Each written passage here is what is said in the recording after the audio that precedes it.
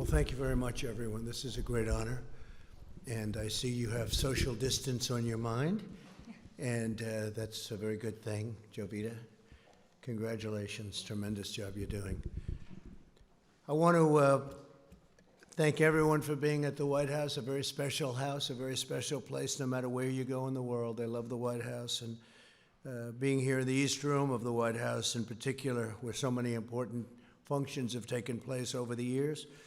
And today we're really celebrating American workers and small businesses, and we've done a job for you, and we're going to make it so as we open up our country, you're going to be in good shape as opposed to be either losing your business or how do we get some people to work here, especially since your employees were so good over the years, and those are the ones you wanted. So we made that possible for you.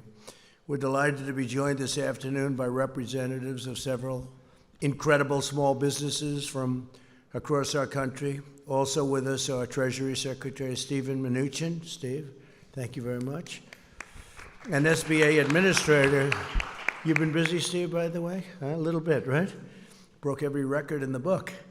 And SBA Administrator, Jovita Carranza. Thank you, Jovita.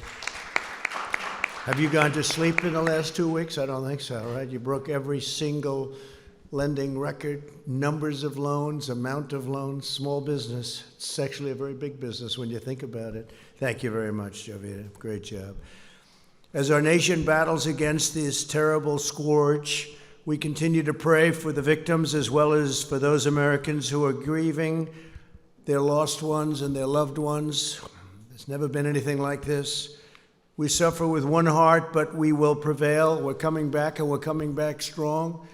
We built the greatest economy anywhere in the world 2 months ago, and we're going to build it again. We're going to build it fast. It's going to go very quickly. And Larry, thank you for being here very much. You see what's going to happen. I think you have the same feeling as I do. It's going to come back very fast. Now that our experts believe the worst days of the pandemic are behind us, Americans are looking forward to the safe and rapid reopening of our country. Throughout this ordeal, millions of hardworking Americans have been asked to really make tremendous, tremendous sacrifices. It's sacrifices like nobody thought would even be possible. Nobody thought would ever be talking about something like this. This virus has inflicted an enormous and painful toll on our nation's workers and small businesses. That's why last month I asked Congress to pass the Paycheck Protection Program, giving small businesses emergency economic relief to keep workers on the payroll. 4 weeks ago, I was proud to sign it into law. We did that at a great ceremony with many of the people here and the officials here, and it was something. And I can tell you, I'm going to ask Steve to say a few words, but the kind of numbers and the kind of jobs they've done and the kind of jobs that have also been saved, it's incredible. You'll be seeing that in the coming weeks.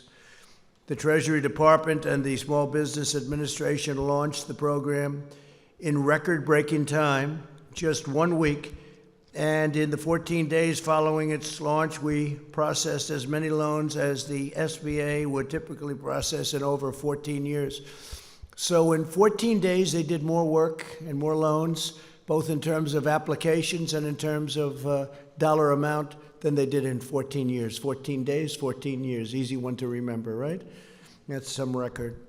The first round of funding provided more than 1.6 million small businesses with over $340 billion so that American workers can retain their jobs, receive their paychecks, and help our economy take off quickly once America reopens for business, which is happening right now as we sit. We're going to be all set. You all ready? I know you are. I talked to you back there. You're ready. You folks are ready. Our swift action supported or saved 30 million American jobs at least. And last week, Congress answered our call to replenish the program, and I was honored to sign an additional $320 billion for American workers into law. At least $60 billion are reserved for community financial institutions, including those that serve minority and distressed communities. And that's also, when you think, it's African American communities, it's Hispanic American communities, it's Asian American communities. We began accepting applications for the second round of funding yesterday. Demand is extraordinarily high, and there are already twice as many users accessing the system as on any day under the first round. And one of the things that the Secretary of the Treasury told me is that the amounts are much more loans at much smaller amounts, and we like to hear that because we're looking at the small amounts, the smaller businesses, and that's what we want. Nonetheless, we're processing loans at a pace never achieved before. In the first 24 hours of the second round of funding, we've handled over 30% more loans than any previous day of the program. So far, we've processed an amazing 450,000 loans totaling over $50 billion. That's in phase 2. That's incredible. Along with Administrator Carranza and Secretary Mnuchin, Ivanka has played an essential role in spearheading this important program. Incredible role. That's what she wants to do. She wants to help people. From the beginning of my administration, Ivanka has used her experience as an entrepreneur to fight for the American worker. She's created many jobs. That's what she did when she first came in. She just wanted people to be able to get jobs and job training. Went to the biggest companies anywhere in the world that are located in our country, and they would take hundreds of thousands of people and train them. And I think you got up to almost 15 million people, right? 15 million. She started off with a goal of 500,000. She wanted to get 500,000, and she is now on almost 15 million people. And I'd like to ask, if I might, Ivanka, to say a few words as to what's exactly happening today, what's happening over the next week, and what her views are for what's going to happen over the next period of time. It's going to be something I think it's going to be very special and bigger and better than anybody really understands. Let's see if I'm right about that. Ivanka, please.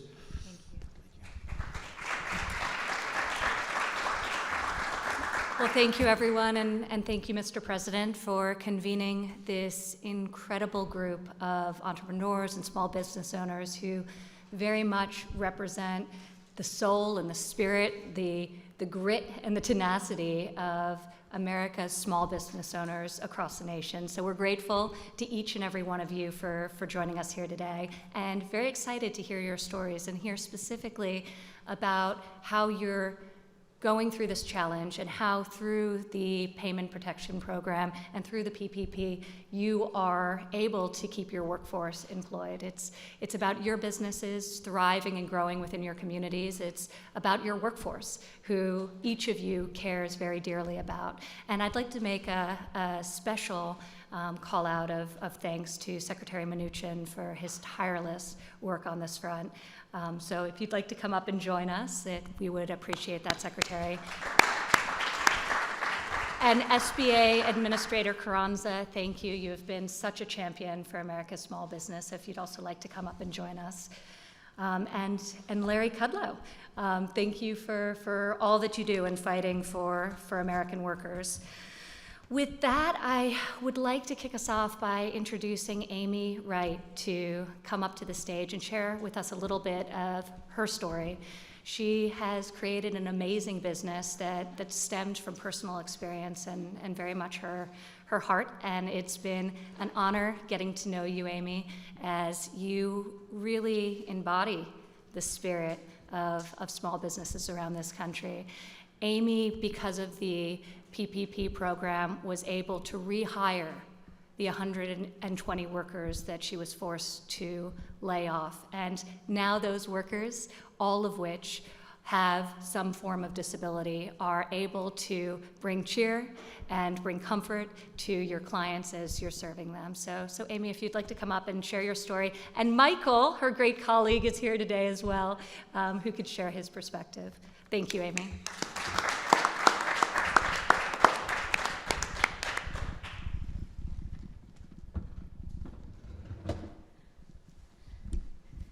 Thank you, Ivanka, Mr. President.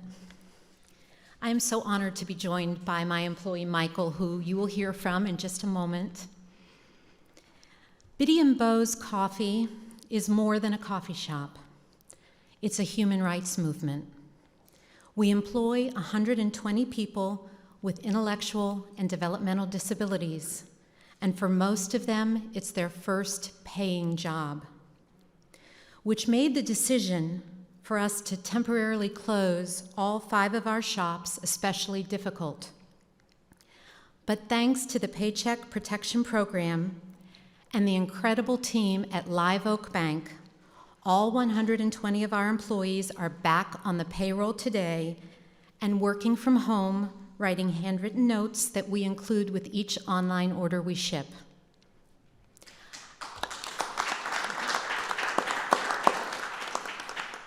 I know everyone is ready to return to normal, but I believe it's time for a new normal, one where people with disabilities are valued, especially in the workplace.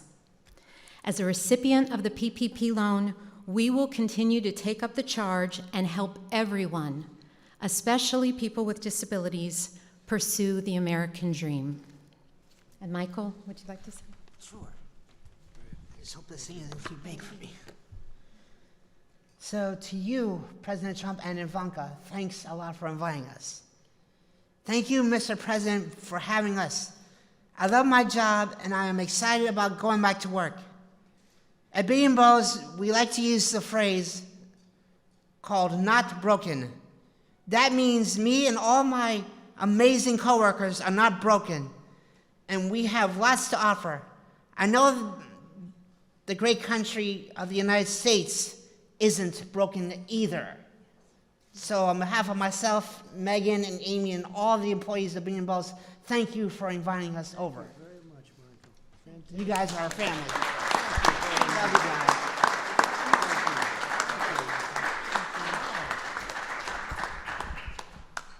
That's better than we did. Much better, Michael. You did a better job. Thank you very much. That's beautiful. Stick around. You get to hear the press ask some questions, and they'll probably be a little bit nicer if you're in the audience, right, Amy? That's pretty good. Also, I'd like to ask Tony Stafford, Chief, sort of the boss, I guess you could say, chef and founder. You're the boss, right? Wouldn't you say? Of Ford's Fish Shack. And I hear it's good stuff. How about explaining, please? Best? Oh, I'll have it. Be careful. Thank you. Come on up, please.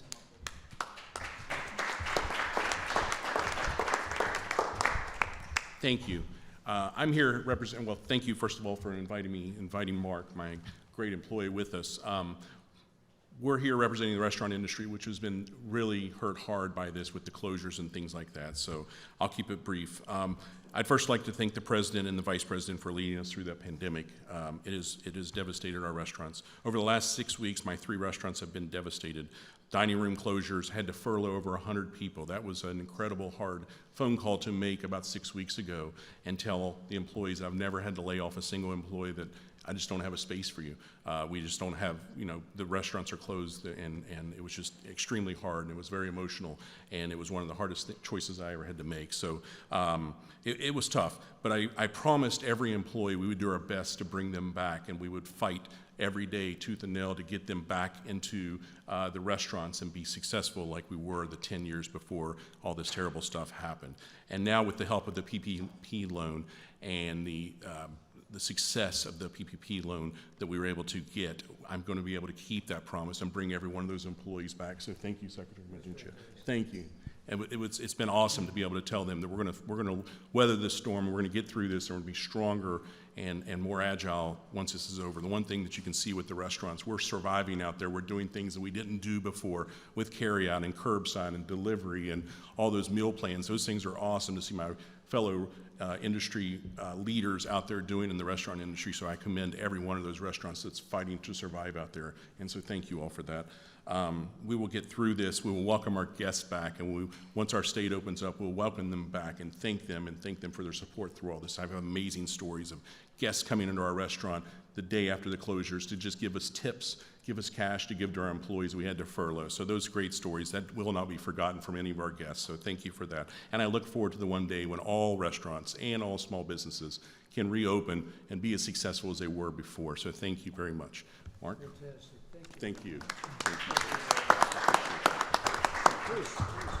So my name is Mark Underwood. I am an employee of Ford's Fish Shack, so I am a living example of what your plan has done. I'm a husband, father of 5. My mother lives with me.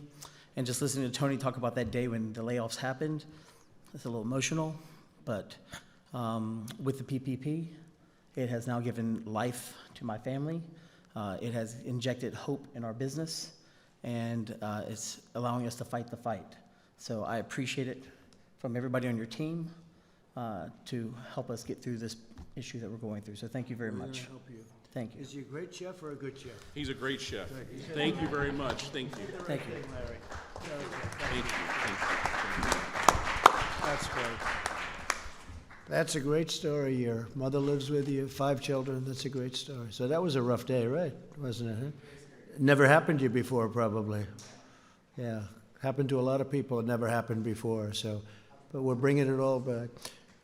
You know, there have been a couple of places that have opened, and I don't know if you saw this, Tony. They have some restaurants, and they have lines that are very long to get in. People want to be back. They want to come back. We're going to bring a country back. They want to get to work. And I know you were in that category very much, so it's great. Thank you, fellas, very much. Jackie Crick, CEO and founder of ECU Communications. Jackie, please. I'll move that down, Jackie. A little short, so. I'll get in trouble for touching it. They'll say, he touched the microphone. What am I going to do? Thank you, Mr. President, Ivanka, Secretary Minuchin, and Administrator Carranza.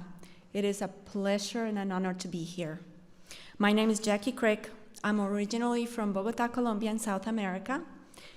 Yay. And I've been here many years, and a big part of those years that I've been here, I've been CEO of ECU Communications, which I founded 16 years ago. We focus on advertising and marketing with niche products for diversity recruitment and outreach programs. But more than anything, we're a woman-owned small business, minority-owned 100%. So just like many of the stories that I've heard before me, and I'm sure the ones that are coming, we are concerned about the future. And being able to get that PPP loan has given me and my staff a little peace of mind to know that we're going to be okay.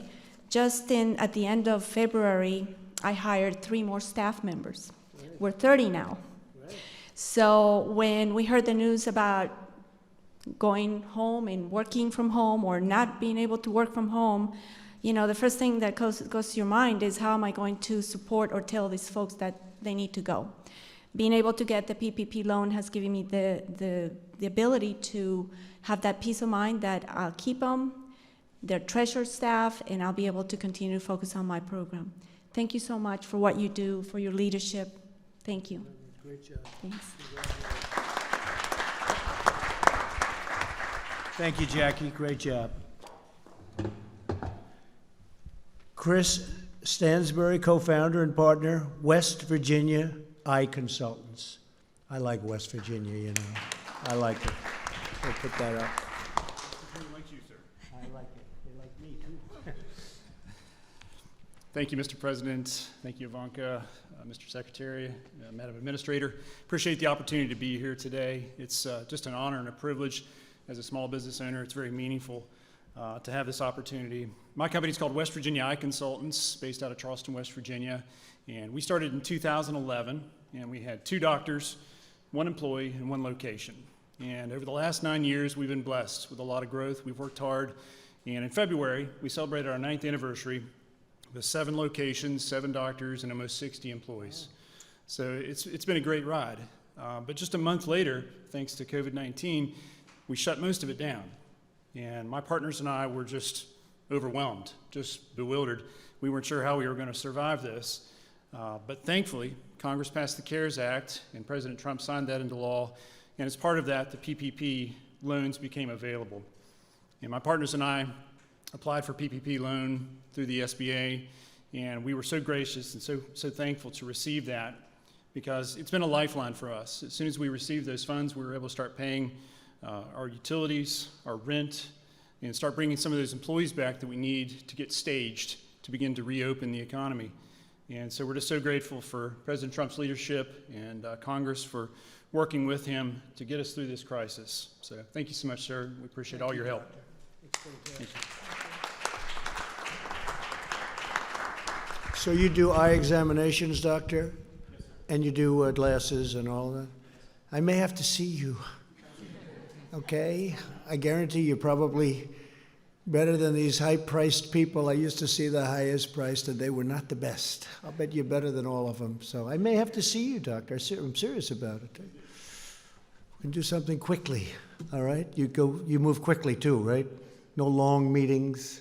Good. I may have to see you, doctor. Thank you. Tisa Clark, President and CEO, J.D. Clark Professional Services. J.D. Clark. Hi. Come on up.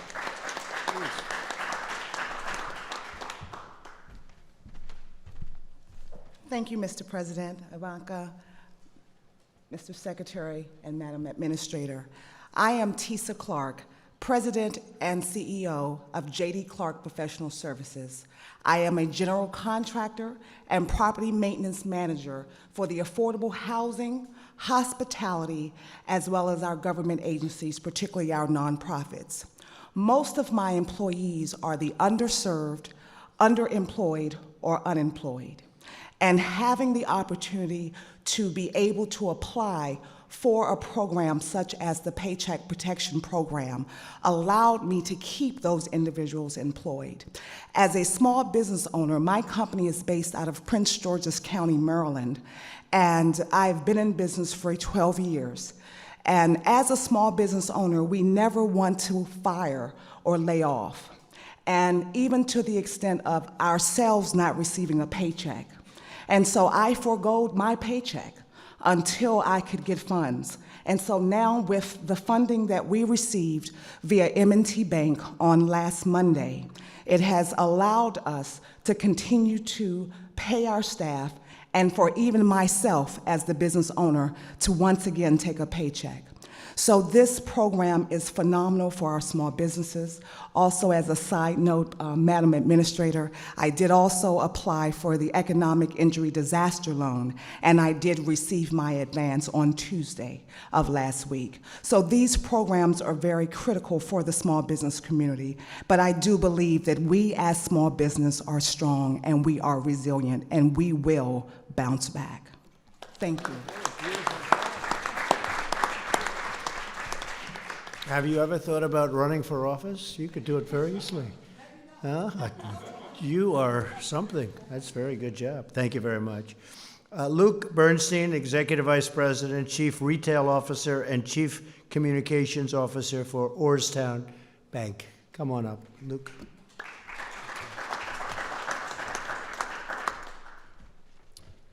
Thank you, Mr. President. Ivanka, Secretary Mnuchin, Administrator Carranza. I'm Luke Bernstein, proud to be here representing Orrstown Bank. I'm proud of our board, I'm proud of our entire team, and I'm proud of my fellow community bankers throughout the country who've rolled up their sleeves and worked tirelessly to help communities, working around the clock and helping them gain access to paycheck protection funds. Orrstown is a small 101-year-old community bank based in Pennsylvania and Maryland, and in just 14 days, we were able to process approximately 1,500 paycheck protection loans totaling $370 million. In those 2 weeks, Orrstown processed more loans in total amount than we did in an average year last year. We did more SBA loans in 14 days than in our entire 101-year history. Why? Because this is about the communities. This is not about Orrstown Bank. This is not about banks. This is about people. The stories you're hearing today. This is about what's going on Main Street. The stories of what's happening with the Paycheck Protection Program are not only heartwarming, they're inspirational. We're helping pizza shops, delis, healthcare workers, repair shops, construction companies, and countless others get access to these funds. These people need this money. They're getting a lifeline through this program. Every job is life-sustaining to someone, and the PPP is saving the livelihoods of those in our communities. We want to thank you, Mr. President, for your leadership during this extraordinary and unprecedented time, and for partnering with community banks and Congress to help us and give us the opportunity to do what we do best, and that's serve our communities through the good times and the bad. You have unleashed the innovation of the private industry and we are going to respond. We also want to thank Secretary Mnuchin and Administrator Carranza and Congress for supporting this program and giving the opportunity to community banks around the country to join together and help those in need. With this program, we can do that. Thank you, Mr. President. Thank you. Thank you very much, Luke. That's a beautiful job. Brandon Hudson, President, Ed and Jim's Body Shop. I know what that means. I'll bet you fix beautiful cars. You make them beautiful, right? I'll bet you do. Please come up. Thank you, Mr. President, Ivanka, Secretary.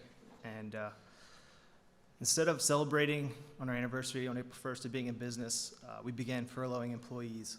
So I would like to take the opportunity to thank President Trump for quickly signing the PPP into action. Because of this program, Ed and Jim's is able to rehire all of our furloughed employees and provide them with a paycheck starting this week. This program has given our small business the funds needed to operate and maintain through this crisis. With everything we've gone through, I can't extend our thank you enough to President Trump for everything he's done for small businesses like us in the automotive industry at a time where our business really depends on people leaving their house and driving. So, Mr. President, thank you very much for what you've done for us and the industry. Thank you. Thank you. And what do you do with cars? Explain. Our businesses, we repair cars. We're a collision repair shop, Parkville, Maryland. So we work with a lot of insurance companies. We have walk-in customers. So if you get into an accident, unfortunately, we're here to help you out. Can you generally fix, like when there's a problem with a car, can you generally fix it without sending for new pieces? Or do you generally have to put new pieces on if it's a big collision? It depends. A big collision, we're mostly probably replacing some stuff, but we can repair a lot of things. So, you know, we've been fortunate enough that we are able to repair a lot of things, but, you know, with the demand for manufacturers to move to producing other things such as PPE and things like that, you know, we're a little nervous about what that means for the future for us right now. But, you know, we know you'll do the right thing for us. After today, you'll have a lot of customers too. We appreciate you, sir. Thank you. Thank you very much. Thank you, Brandon. Thank you, Brandon. Allie Mills, Executive Vice President, Plum Contracting, Inc.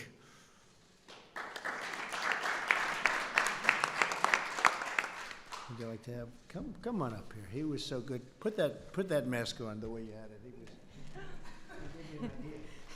Thank you, President Trump, Ivanka, Secretary, Madam Administrator. I am here representing the highway industry.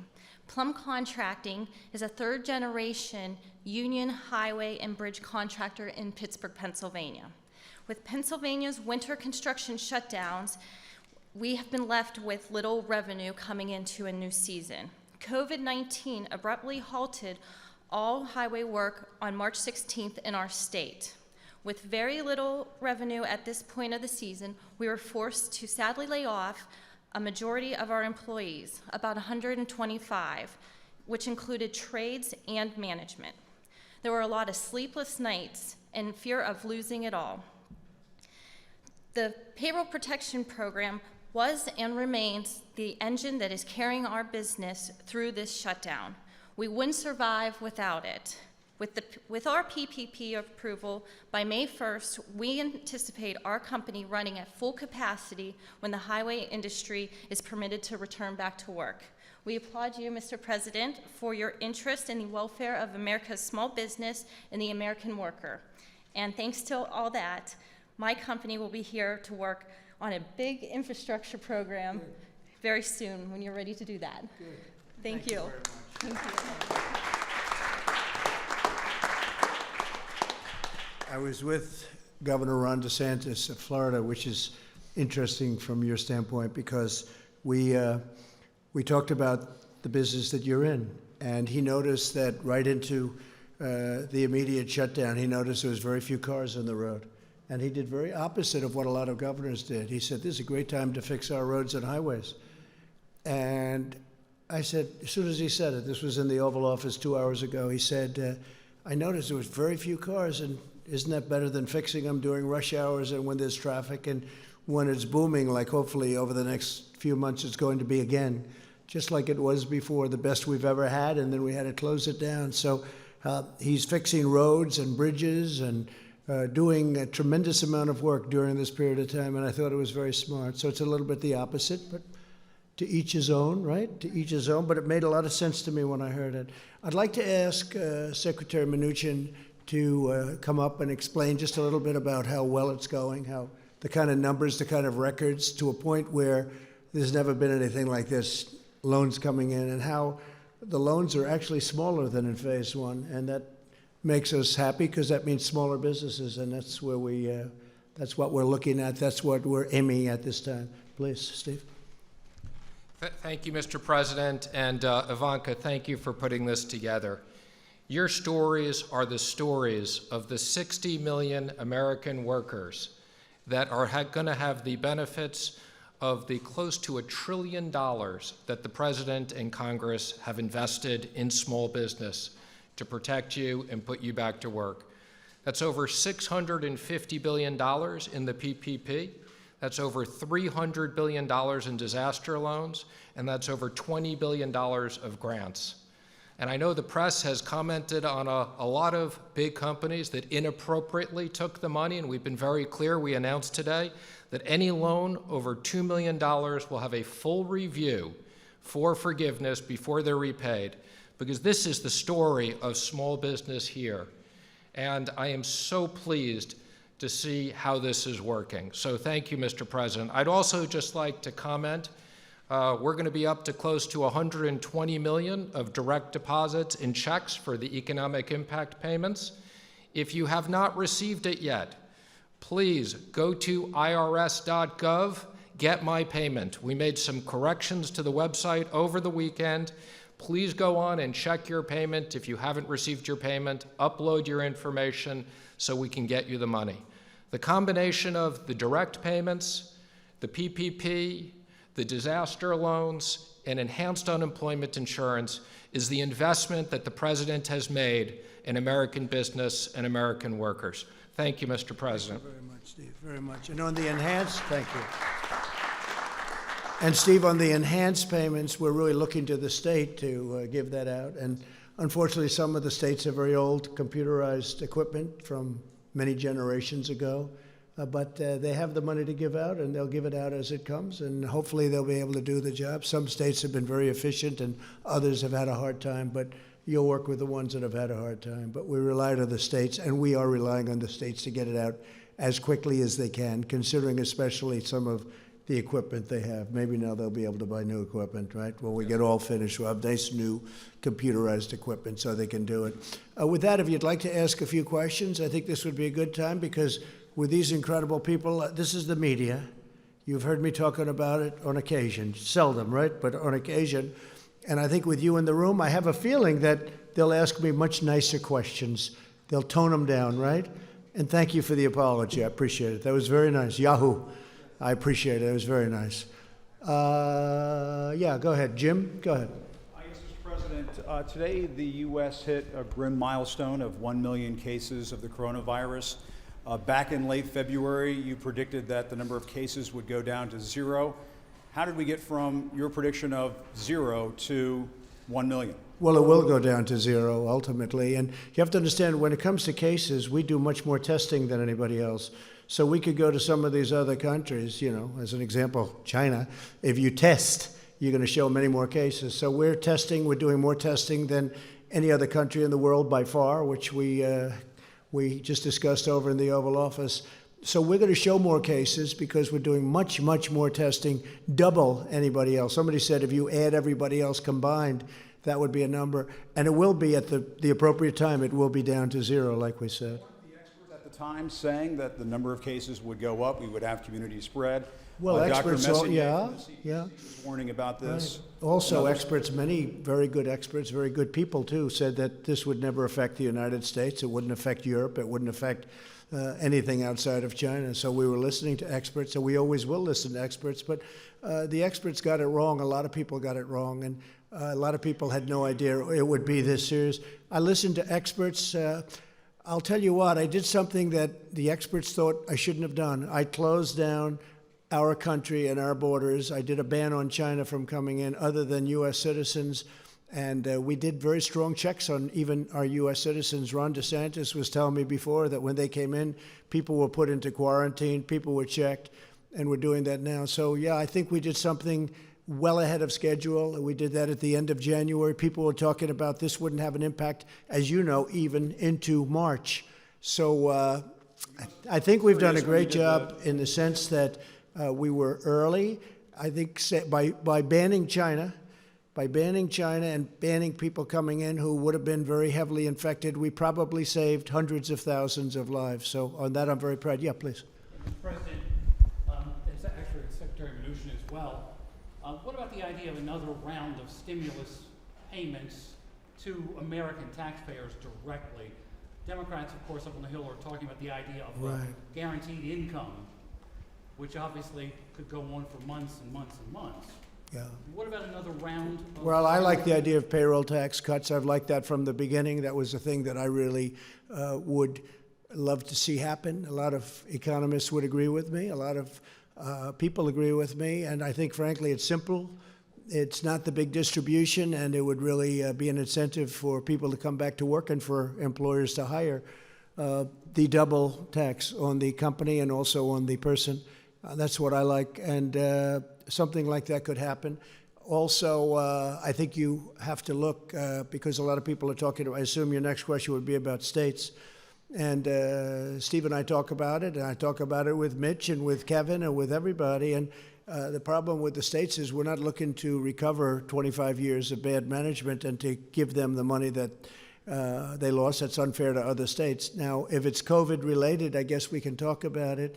But we'd want certain things also, including sanctuary city adjustments, because we have so many people in sanctuary cities, which I don't even think are popular, even by radical left folks, because what's happening is people are being protected that shouldn't be protected, and a lot of bad things are happening with sanctuary cities. But that's just standing up here answering this question. That's one of the things I think about. If we were going to do something for the states, I think they'd probably want something having to do with sanctuary cities, something having to do with other different points that we can discuss a little bit later on. Yeah, Jeff, go ahead, please. Mr. President, you're going to sign an executive order today about meat packaging plants.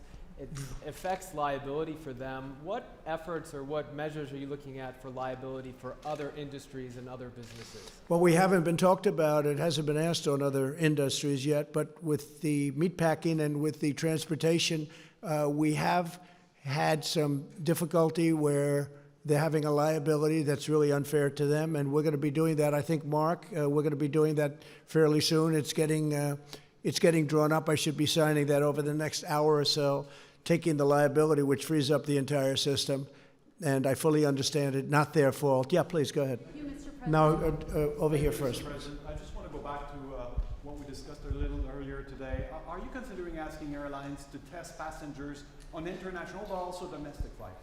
Yeah, we're looking at doing it on the international flights coming out of areas that are heavily infected. As you know, Brazil is getting to that category. I think they're going to be okay. I hope they're going to be okay. He's a very good friend of mine, the president. But I think that we're going to look at it from the standpoint, I was discussing that with the governor of Florida, with Ron, a little while ago. So we're going to be looking at that coming in from other countries, frankly, but South America seems to be one that's talked about because they have so much business going into Florida. With all of that being said, Florida's done incredibly well, and they're starting to open up very rapidly. But we will be looking into that in the very near future. We're looking at it very strongly. And the airlines will have this responsibility? Either the airlines or government, one or the other. We're working with the airlines. Maybe it's a combination of both. Kristen, go ahead. Thank you, Mr. President. Some health experts say the U.S. needs 5 million tests per day by June in order to safely reopen. You unveiled a plan yesterday that will increase testing, but not by that much. Why not? And can you get to that benchmark? Well, it will increase it, and it'll increase it by much more than that in the very near future. We're way ahead of everyone on testing. We haven't been given the press in terms of, I think, fairness of the press, but that's okay, and that's why I appreciated the statement before by Yahoo. We are way ahead on testing. We are the best in the world on testing. We've tested much more than anybody else, ×2. or every country combined. We've tested more than every country combined, and they keep talking about South Korea, and I'm very friendly, as you know, with President Moon, who just had a great victory, a new victory, as we're very happy about. But he will tell you how well the United States has done on testing, and he told me that very strongly. The quality of our test is the best, and the number is the best. Now, with all of that being said, we will be going to an even higher number, and it goes up exponentially. And I've told you that we inherited a very broken test, a broken system and a broken test, and within a short period of time, we were setting records. So we have set records. We've done more than the entire world combined. We've done more than any other country in the world. So I think we've done a really good job. Now, with that being said, not everybody feels as strongly about testing as others. We have some governors that are very strong on testing. We have other governors, frankly, that aren't nearly as strong on testing. Their test is much more modest, and their real test is when people stop getting sick, and they'll be able to do that too. And I understand both systems very well. But we're going to maximum testing, even though some people won't even want to use it. I hear you saying you're confident you can surpass 5 million tests per day? Is that? Oh, well, we're going to be there very soon.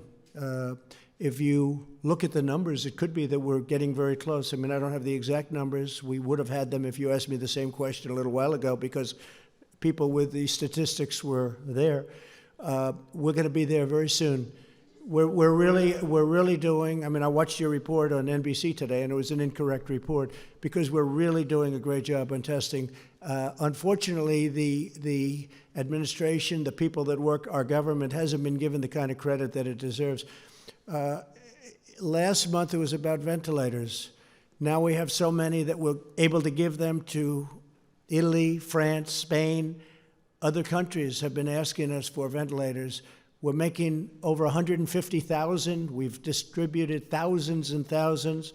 New York is in great shape with what we've done, as you know. New Jersey's in great shape. We spoke just recently. Ivanka just spoke with the governor, and they're in very good shape with the ventilators. I mean, everybody has, and most of them have far more than they'll ever need. They're starting to send them back. So nobody went without a ventilator, and yet if you read the media from a month and a half ago, it was all about ventilators, and ventilators are tough. That was a tough thing, but we should be very proud of our country. We took assembly lines, and they converted from cars and other things into ventilators, and the job that we've seen has not been seen since World War II. What they have done in terms of the manufacture of very high-grade ventilators is amazing. So now we don't hear about that. And I noticed that the testing is starting to die down, because we now have the best testing anywhere in the world by far, and we have more. And that's a good thing. That's a very good thing. I'm happy about it. We had a call yesterday with governors, and I will say that I'm sure many of you were on that call, even though you shouldn't have been. They shouldn't have been, Amy, but they were. I wonder how that happened. But you heard the governors were thrilled. Now, the following day, if you'll get a Democrat on the call, they'll say, you know, I saw some of them today. They were so thrilled yesterday on a call that they thought was a close call. And today they were good, but they weren't the same as they were yesterday, because that's the business. They want to try and win on November 3rd. But we're doing a job the likes of which nobody's ever done. And I'm not talking about myself. I'm talking about people in the Army Corps of Engineers, where we built hospitals, where we built thousands and thousands of beds all over the country. New York, what we did was incredible. 2,900 beds in a matter of days. What they've done is so incredible. And FEMA, what they've done. And the doctors and the professionals and all of the people that you see me with all the time. You know, these are great people. And they've really done a great job. And now our country's opening up again, and I think it's going to be very, very successful. I think that, I mean, Larry is here. We talked about it, and we talk about it all the time. I think that third quarter, it's obviously a transition quarter, but I think it's going to be okay, maybe better than okay. Larry thinks better than okay. I think even more so than I do. And then I think fourth quarter will be great. And I think next year is going to be a tremendous year for this country. Jennifer? Yes, on the PPP loans, can you say who's going to be responsible for that review that Secretary Mnuchin mentioned on the loans above $2 million? Who exactly will be responsible? The SBA will be responsible, and they have a team of people. They'll bring in additional people, And again, I want to assure the American public and the American taxpayers, we will make sure that these certifications were done accurately, or the loans won't be forgiven and there will be liability. Mr. President, Mitch McConnell today told some Republicans on a phone call that he does not want to fund infrastructure in a coronavirus stimulus bill. Do you have a reaction to that? I think Mitch is looking at it, as I do, to an extent, as the infrastructure. He likes infrastructure, we all do. We have to rebuild our country. $8 trillion has been spent. I wasn't in favor of it. I can tell you that in the Middle East. $8 trillion, think of it. And yet you wanted to fix a pothole in a roadway or in a highway in this country, and you didn't do it because they didn't have the money, because so much money was spent in the Middle East. Well, that's, as you know, a whole different story now. And we want to do infrastructure, but a lot of people, a lot of the Republicans would like to keep that as a separate bill. So we'll see how that works out, Jennifer. We'll see. Yeah, please. Mr. President, you said at the top of your remarks that you feel the worst of the pandemic is behind us. But without a treatment, without a vaccine, and states now reopening, how can you be so sure? Well, I think that, like other things, hopefully we're going to come up with a vaccine. You never know about a vaccine, but tremendous progress has been made. Johnson & Johnson and Oxford and lots of good things. You've been hearing the same things as I do. Tremendous progress has been made, we think, on a vaccine. You always have to say think, and then you have to test it, and that takes a period of time. But a lot of movement and a lot of progress has been made on a vaccine. But I think what happens is it's going to go away. This is going to go away. And whether it comes back in a modified form in the fall, we'll be able to handle it. We'll be able to put out spurts. And we're very prepared to handle it. We've learned a lot. We've learned a lot about it, the invisible enemy. It's a bad enemy. It's a very tough enemy, but we've learned a lot. It's in 184 countries, as you hear me say often. It's hard to believe. It's inconceivable. It should have been stopped at the source, which was China. It should have been stopped very much at the source, but it wasn't. And now we have 184 countries going through hell. But I think that a lot of good things are going to happen, and I really believe that fourth quarter is going to be maybe tremendous, and the next year I think has a chance to be really getting close to record setting. We hope so. We hope we can be back where we were. We had the strongest economy anywhere in the world, and I hope we're going to be back there again. Go ahead, please. Yes, you've spoken about your friend who passed away. I was wondering if you've spoken to the families of anyone else who's lost loved ones to COVID-19, if there's any particular stories that have affected you. Well, I have many people. I know many stories. I've spoken to 3, maybe I guess 4 families. Unrelated to me. I lost a very good friend. I also lost 3 other friends, 2 of whom I didn't know as well, but they were friends and people I did business with, and probably almost everybody in the room did. And it's a bad death. It's a bad thing. It grips onto some people. Now we found out that young people do extraordinarily well. That's why I think we can start thinking about schools. But of course, we're ending the school season, so it wouldn't be you wouldn't be back for too long. I notice where Purdue University, a great school in a great state, wants to open and have students come in. I think that's correct.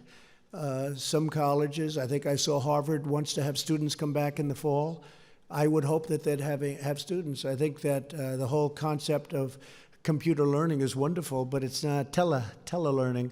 But it's not the same thing as being in a classroom in a great college or a college of any kind, college, university. There's nothing, you can't replace that. So hopefully they're going to be coming back. Young people do very well with this horrible scourge. They do very well. So I am going to see you tomorrow, and we'll have other things to talk about. We have a lot of interesting things. I don't think we should have a news conference today because this is a news conference. In addition, it's a celebration of these incredible people that have done such a good job. And I think we found a couple of stars in this room today. I won't tell you who, but there are a couple. This guy right here is the biggest star in the room, right?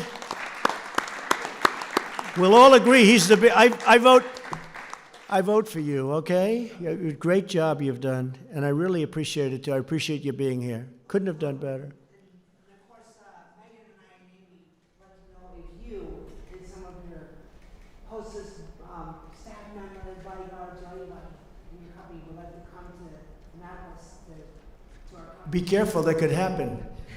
That could happen. Be careful. We'll have to do that, Amy. I think maybe we could do something like that. You're very good. He's stolen the show, right?